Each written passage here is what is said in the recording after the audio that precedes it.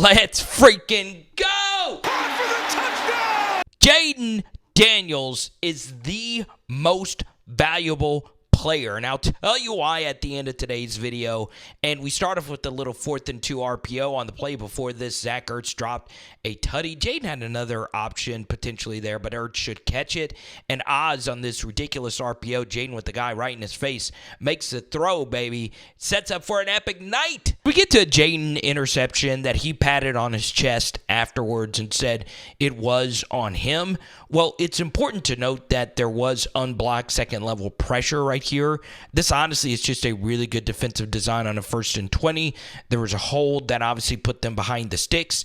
Obviously, the hold is what kept this game going a little bit later. And look, unblocked blitzer coming from the second level. The linebacker replaces him. So Jayden thinks that this is going to be open right here to Jamison Crowder. In theory, you would think that. But obviously, Ellis just comes over here and picks it off, and it's on Jayden. He's right to put the blame on himself. I think one of the biggest decisions that Cliff Kingsbury made this year was the use of heavy personnel, right? You add an extra guy into the box. So just to let you know that at LSU, they rarely ran 12 personnel, which are 2 tight end sets. They almost exclusively played in 11 personnel. And the benefit of going into 12 personnel is that it tightens the formation, right? It really brings everybody in because it's just one extra guy that you have to account for in the run game. And because the Commanders' offensive line is a good run blocking unit and B-Rob is a good offensive line, a good running back, you have to account for all these gaps. So you see how everyone just has to be crammed in right here? Well, Jayden pulls it, and this is something else that the Commanders need to work on moving forward, is their offensive lineman. I understand that in like typical run fitting, they'll let you get away with jersey pulls if you're in the fit, but that's just a little too much on a player that really has no bearing on this play. You don't want to give the refs a chance to take this play off the board, if you will. Now, here's the thing if you're a defensive end. This guy right here obviously has played a lot of football, the new player in from the Patriots, and look, he's playing the zone read. He's playing the run. And you're taught to squeeze this down so you can defend the run, but you're also the contained defender. And Jayden just has so much more speed, he's going to beat you every single time. So was this a really bad fit? Oh, yeah, it was a really, really, really, really, really bad run fit. But still, you would like to see that from the Falcons side of things defended a lot better. This is probably my favorite Jayden play of the night, 3rd and 8. And, well, a field goal does do you some good, but Jayden just sits back in a good pocket here, and he just puts this ball. I mean, look at that location.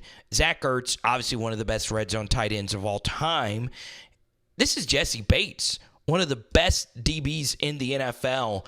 Jayden puts it to where only Ertz could get it, and he scores versus Jesse Bates. What a throw. What a catch. All right, it's 2nd and Silver Spring, and, you know, this is where Jayden's Arizona State experience actually steps in. So when he was at LSU, obviously the offense, for the most part, was really good, especially his final season. But at Arizona State, Herm Edwards and the supporting cast there put him in a lot of 1st and very longs, right? 1st and Tucson's, if we're going to use Arizona cities and neighborhoods and all that stuff. So Jayden is actually accustomed to being in these hostile situations, and you're just never going to tackle him in the open field, right? It could be Ed freaking Reed. He's going to make that first guy miss in a situation like that. So number 20 has nothing to be ashamed of, and this is also really good stuff from Jayden. Just get horizontal and get out of bounds, okay? What a play. 4th and 5. Wow, wow, wow. What a play from Jayden. This is an interesting play design as well. So the Commanders decide to send basically every receiver on a deep vertical, which is something I hate in 3rd and 4th and mediums.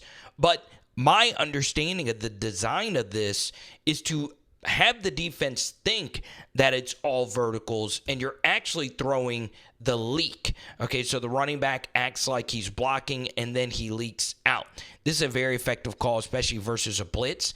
The problem is Jesse Bates, who's off the screen right here, flies in here and almost makes this play. This is a really good job right here by McNichols to make him miss and not fall down, keep your balance, and then duck and not take a big hit right there to fall forward for the first down. Really good effort right there. So this was a big talking point with the Commanders. Obviously, no Brian Robinson. Obviously, he's hurt, and they're trying to, work him in somewhat slowly. But no Austin Eckler as well, obviously on IR. So what do? Well, all the running backs for the Commanders have played well. McNichols, as you just saw, made a big play. And on the second and goal, you're getting very elaborate with all your motions, okay? So you have a jet sweep motion to the right. And then what you're doing here, you bring the tight end to down block this edge player, and you are pulling guys here to the left. Okay, so you have the jet sweep motion. You see how that draws this safety alongside Terry McLaurin, and you're actually throwing this pitch to the left side. The problem is there's a player right here that Rodriguez has to make miss. If he doesn't make a miss, it's a huge loss of yardage. Not the best tackling form in the world right there from A.J. Terrell. But still, he made a miss, and this block wasn't the best. C-Rod makes him miss as well, and he scores, right? As intricate as the design was, that was more so just a ridiculous run right there from a guy who's making a strong case to get more carries. All right, so the defense gets a huge sack on Michael Penix. You drive down the field, play action fake. Y'all, the design here is so freaking good, okay? Jayden and the LSU Tigers ran these types of plays as well, not as frequently as I would have liked as an LSU film study analyst, but vertical here, and you get a play action fake here. You go along with the orbit motion on a rollout to the right, and then guess what? You have a leaking tight end here to the left. So you can actually read this one of two ways. When LSU ran this variation, the first read was to the running back and then to the tight end. But here it's to the tight end the entire way, right? The backside defender is accounting for the running back.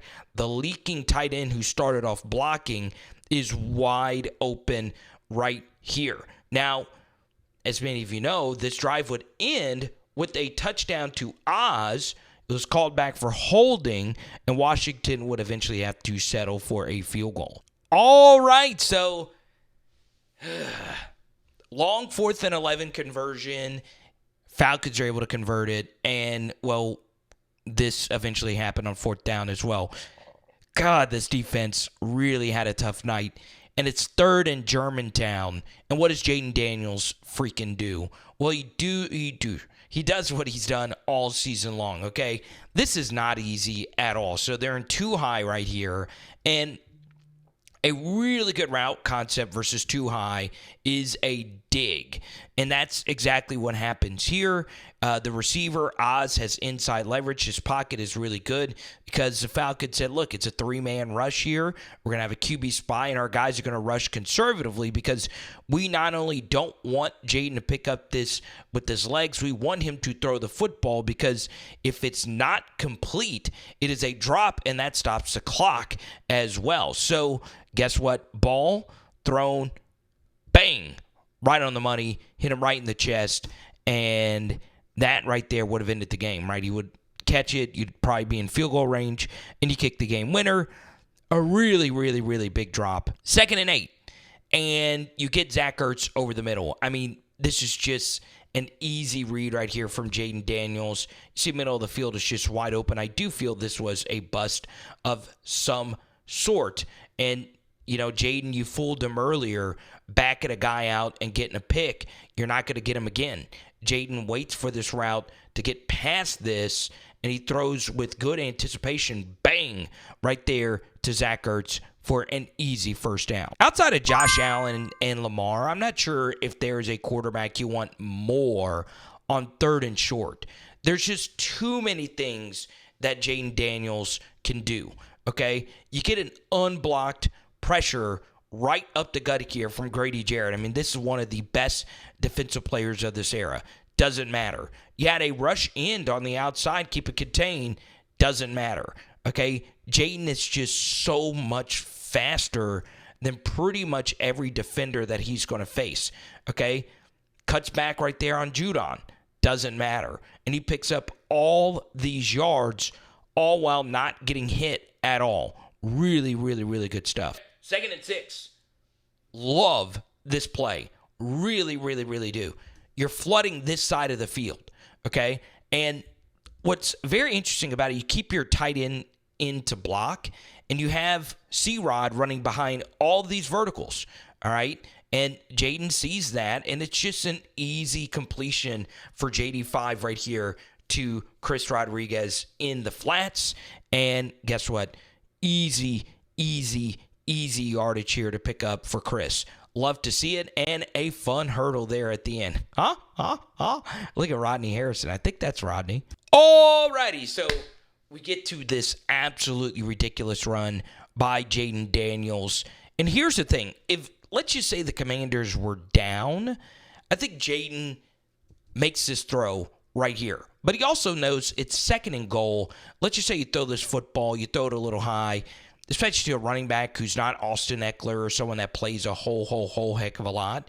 Throw it high, it's picked off, you're going the other way, right? Another thing is this smash concept at the top of the screen looks open, okay? You have a little out right here, and you have Bates running behind it, but you also have Bates for the Falcons here over here as well. Another thing about this corner route is corners are really good in the red zone because there are a lot of smash concepts run in this portion of the field. They're so good at getting off of this and getting over here and picking it off. It happens a lot. So this looks open. We can't exactly see where Bates is either. So Jayden decides to tuck and run right here. And man, this is an absolute ridiculous run. He gets flat here, gets around this linebacker. And once we got to here, I thought for a second he was going to score, okay? He's able to get around Terrell and almost score this. Good job by Jayden keeping 2 hands on the ball, and you get the 3rd and goal. Now, before I show you this final touchdown, the design of this is pretty self-explanatory. You're getting a little trips bunch right here, and you're actually running a route that's run a lot for running backs, a little angle route here from Zach Ertz behind the trips bunch. It's just so good. Get your big target to box out this DB, and it is the game-winning touchdown. Now, I want to just throw a question out there because it's pretty daggum clear now that the Bo Nix truthers out there know who the true Rookie of the Year is. And as much as I love Malik Neighbors, Brian Thomas Jr., and a record-setting tight end in Brock Bowers, I'm not just talking about Rookie of the Year here. Who is more valuable this year in the NFL than Jayden Daniels? I'm not saying he's the best. The guy I think, and by the way, Jayden Daniels not jumping up and down after that touchdown. He's like, hey, there could be a review. It might not count. Just cool, calm, and collected, man. Let me just say this, and once again, it's going to come off as just severe Jayden bias. It's not because, like I said, Joe Burrow, who I adore just as much, is also in the MVP race. But, I mean, the Commanders were just nothing. You saw this game tonight versus a good Falcons team. I mean, first in gazillions, right? It was a lot of first in Baltimore's, to use our and long pun again. And I understand this isn't the best graphic, but screenshot it, do whatever the hell you want with it. I mean, this is just a lot to overcome, especially for a freaking rookie. And on a rookie deal, the Commanders better take advantage of JD5. But yeah, screenshot it, you could see it all. I understand the text isn't really that big. Whatever. This guy, to me, is the most valuable player in the league. We're going to try and get the live stream schedule back on track pretty soon. Obviously, I've been dealing with some stuff with some family health things, which is like taking up so much of my time. But we're always going to get these film studies out as quickly as we possibly can. Okay, it is Power Hour NFL. Boom. And tonight we are doing lemon pepper chicken wings. Let's go.